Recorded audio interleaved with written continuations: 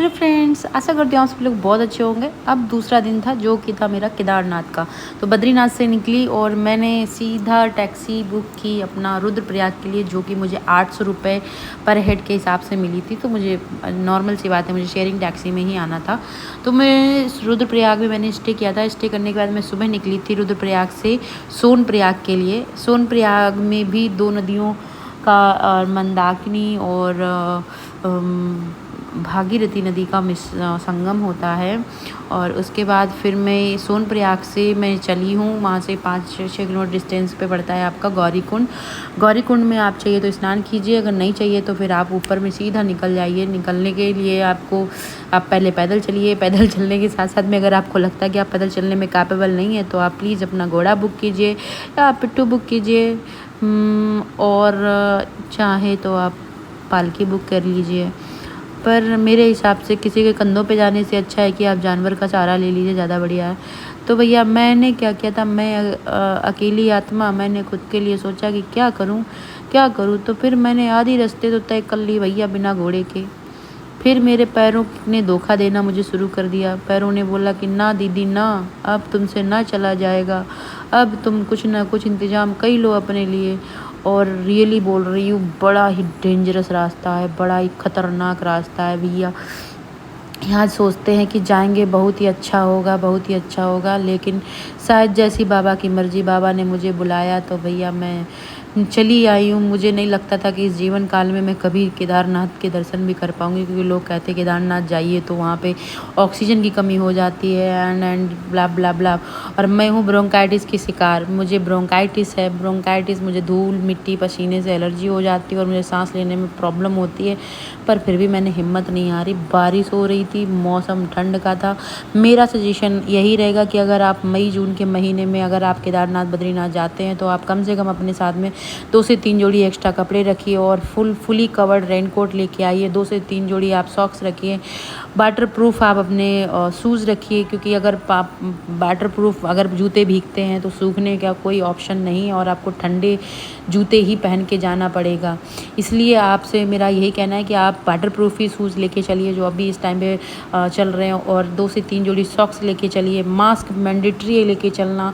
और देखिए ये मैं क्या बोलते हैं, जादू बन के चल रही हूँ क्योंकि लगता तो है आसान भैया, फिर तो मैंने घोड़ा तो करना ही था। मेरे जैसे शरीर को साधने के लिए घोड़े को मैंने भैया लिया। हमने कहा भैया हमको घोड़े से ही पहुँचा दो, ऊपर बाबा बुला रहे हैं तो कैसे ना कैसे तो जाना ही है। तो बाबा की इच्छा को मान करके मैं निकल ली हूँ, घोड़े पर लद ली जिसको बोलते हैं।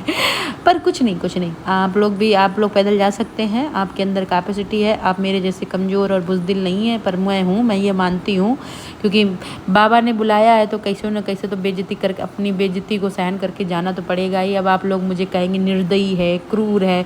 ओ भाई, शरीर में ताकत होगी तो मैं कहीं भी जा सकती हूँ। मेरा शरीर धोखा देने लगा भैया इतना, इसीलिए लोग सही कहते हैं कि कम खाया करो, मोटी हो रही हो। लेकिन अब मुझे पता चला ये मैं सच में मोटी हो रही हूँ। पर कोई बात नहीं, बाबा ने बुलाया था तो कैसे ना कैसे बेइज्जती सहन करके मैं चल ही जा रही हूँ। रास्ते आप देख सकते हो कितने खतरनाकम रास्ते हैं यार। प्लीज़ आप आइए तो अपने आप को प्लीज़ सुरक्षित करके आइए, क्योंकि यहाँ पर आने के लिए आपने ना खुद को बड़ा ही मेंटली प्रिपेयर्ड करके आना पड़ेगा, क्योंकि इतना डेंजरस रास्ता है। इतना डर लग रहा है इस रास्ते पर आने पर कि पूछिए मत। क्योंकि ये रास्ते पे ना देखिए ये नदी क्रॉस करके हम लोग जा रहे हो। नीचे देखिए झरझर आवाज़ थोड़ी आपको मेरी वीडियो में सुनाई भी पड़ रही होगी। ये इतना खतरनाक रास्ता, हम लोग ये नदी क्रॉस कर रहे हैं।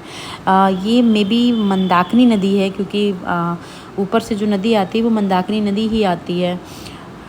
पर भाई मेरा तो सिर्फ इतना ही कहना है कि आप प्लीज़ जब भी आइए तो अपने आप में बड़ा ही सुरक्षित होके आइए। और जून जुलाई के महीने में थोड़ा अवॉइड करिएगा आना। अगर आपको आना है तो आप अप्रैल और 15 से 20 मई के पहले आ जाइए, क्योंकि बारिश यहाँ पे एनी टाइम कभी भी हो सकती है। मुझको जाने में भी बारिश मिली थी और आने में भी बारिश मिली थी। अब आप रास्ता देखिए कैसा रास्ता है, उधर से इधर में आ रहे हैं, कितना खतरनाक रास्ता है ये देखिए। इस रास्ते पर कैसे हम लोग चल के आएंगे और कैसे जाएंगे, इसलिए हमने भैया घोड़े का सहारा ले लिया था। बिना घोड़े के सहारे के हम तो नहीं चल पा रहे थे।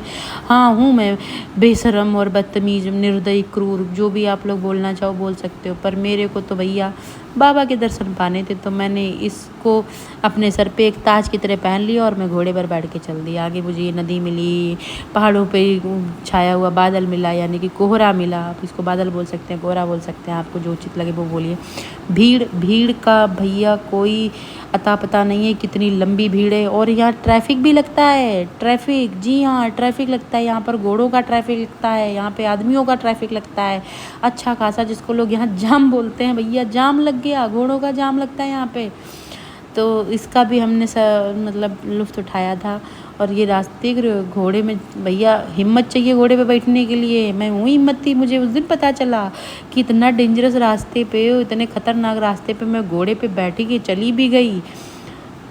क्या करूँ, बाबा ने बुलाया था, बाबा ने बुलाया था तो बाबा के यहाँ दर्शन करने के लिए तो जाना ही पड़ेगा। इसलिए भैया मैं निकल ली हूँ।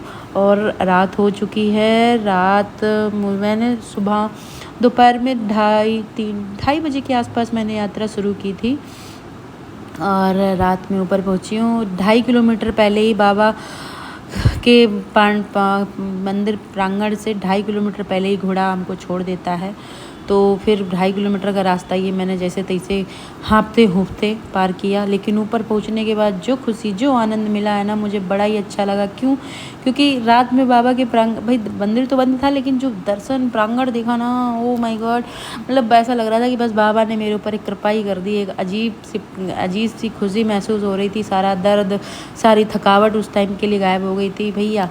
अब ये लाइन देख के आपको अंदाज़ा लग चुका होगा कि बाबा के भक्तों की कमी नहीं है। ये रात के 2:30 बजे की भीड़ है। 2:30 बजे रात में मैंने लाइन में नंबर लगाया था और मैंने सोचा था कि भैया मैं दर्शन करूंगी। सुबह के बज चुके हैं 5:30 और 6, अभी भी लाइन में लगी हुई हूँ। मंदिर खुलता है 5 बजे मंदिर खुलता है, लेकिन भीड़ इतनी ज़्यादा थी कि मैंने सोचा चलो भैया इंतज़ार कर लेते हो, कुछ थोड़े क्लिप निकाल लेते हैं। तो कि सुबह का नज़ारा है और -1 डिग्री सेल्सियस का टेम्परेचर है।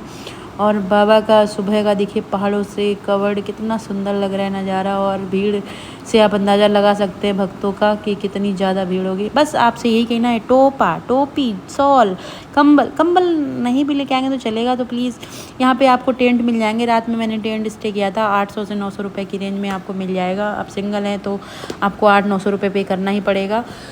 मेरे लिए एक बेनिफिट ये था कि मैं सिंगल थी, तो मेरे को 3 हेड का टेंट मिला था और 3 हेड में मुझे 3 रजाइयाँ मिली थी और मैंने 2 रजाइयाँ बिछाई थी, 1 रजाई ओढ़ी थी। फिर उसमें मैंने अपना शॉल को मैंने उसी में रैप करके ओढ़ लिया था। मतलब मैं इसलिए आपको बता रही हूँ क्योंकि यहाँ बारिश का कोई पता नहीं है और बिस्तर गीले मिलते हैं। और लोग बोल देते टेंट अच्छा है, पर टेंट नहीं, बेसिकली टेंट अच्छा नहीं होता है, वो पूरी तरीके से गीला होता है। और ऊपर के बिस्तर भी और बड़ी अजीब तरीके के बदबू मार रहे होते हैं। लेकिन मजबूरी का नाम महात्मा गांधी, जो हम लोग कहावत कहते हैं, तो मजबूरी में मुझे रहना पड़ा। पर मैंने उनकी दोनों रजाइयों का ही अपना बिस्तर बना के ओढ़ लिया था। आप मुझे मत बोल देना कितनी गंदी है, गंदी नहीं हूँ। सर्दी बहुत ज़्यादा थी, -1 डिग्री सेल्सियस, और धीरे धीरे पता नहीं -2 में भी होंगी, मैंने तो ध्यान नहीं दिया। तो सुबह हो चुकी है, मैंने दर्शन भी कर लिए थे बाबा के। बड़ा अच्छा लगा, दर्शन करके बहुत अच्छा लगा, बहुत खुशी हुई। 5-6 घंटे का जो मैंने वेट किया था। जी हाँ, अगर आप एक चीज़ और बता देती हूँ, ऑनलाइन रजिस्ट्रेशन करवा के आने का भी कोई फ़ायदा नहीं है। पूछो क्यों? क्योंकि यहाँ पे टोकन लेना ही पड़ेगा, दर्शन का टोकन लेना ही पड़ता है। इसलिए यहाँ पर आप ना नहीं भी रजिस्ट्रेशन करा के आएंगे तो भी चलेगा। अपना आधार लेके आइए और रजिस्ट्रेशन करवाइए, टोकन ले लीजिए, टोकन लेके आप दर्शन कर लीजिए। मंदिर में टोकन लगता है दर्शन प्राप्त करने के लिए, टोकन। तो वो टोकन लेके अपना, खुशी तो होती है यार, है ना। कितनी ऊपर पहुंचने के बाद दर्शन करने को मिल जा रहे हैं और तो खुशी नहीं होगी। मैं तो बहुत खुश हूँ। मैंने भीमशिला को भी देखा, मैंने पूरा मंदिर प्रांगण देखा, पूरा बहुत अच्छा लग रहा था। फिर क्या था, एक ग्राहक ढूंढना भैया, फ़ोटो खींच दो हमारा 4-5 हाथ। तो एक दीदी मिल गई थी हमको आजमगढ़ की, उन्होंने मेरी सारे पिक्चर्स निकाल दिए, सारे फ़ोटोज़ निकाल दिए। तो बोलिए प्रेम से बोलिए केदारनाथ धाम की जय, केदारनाथ धाम की। तो ये कहते हैं केदारनाथ और बद्रीनाथ के दर्शन जब तक आप नहीं करते तब तक आपकी केदारनाथ यात्रा पूरी नहीं मानी। तो मैंने इसीलिए बद्री और केदारनाथ जी के दोनों के दर्शन किए हैं और इसी के साथ मैंने अपने 7 ज्योतिर्लिंग भी पूरे कर लिए हैं। अभी पूरे नहीं माने जाएंगे क्योंकि अभी मुझे पशुपतिनाथ के भी दर्शन करने हैं। तो वेरी सून मैं पशुपतिनाथ भी जाऊँगी और आप लोगों को वहाँ का भी वीडियो शेयर करूँगी। तो मेरे वीडियोज़, मेरे थ्रू ऐसे ऐसे अच्छे अच्छे वीडियो देखने के लिए मेरे चैनल को जाहिर सी बात है सब्सक्राइब करना पड़ेगा, मेरे वीडियोज़ को लाइक करना पड़ेगा, शेयर करना पड़ेगा और हाँ कमेंट भी कर दियो अगर अच्छा लगे तो।